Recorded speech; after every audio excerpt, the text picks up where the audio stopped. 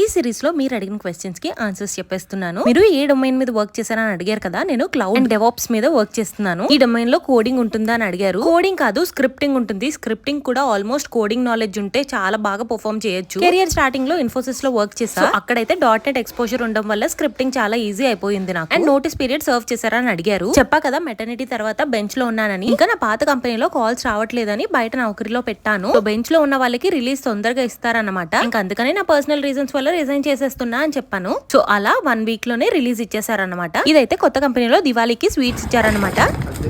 Wow, ఇలా తీయాలని తెలియక అలా తీసేసామండి.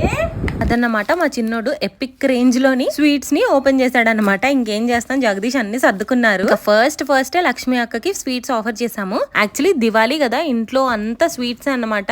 ఓనర్ ఆంటీ వాళ్ళు, పక్కింటి ఆంటీ వాళ్ళు అందరూ స్వీట్స్ ఇచ్చారు. జగదీష్ పాపం ఈ డ్రై ఫ్రూట్స్ లో ఉన్న లడ్డూ లాంటివి తీసుకున్నాడు, కానీ అంతగా బాగాలేదంట. నాకైతే కాజు కట్లీ అంటే చాలా చాలా చాలా ఇష్టం. మీ అందరికీ హ్యాపీ దివాళీ ఇన్ అడ్వాన్స్. మీకు ఏ స్వీట్ ఇష్టమో కామెంట్. వీడియో నచ్చితే like, share, comment and subscribe.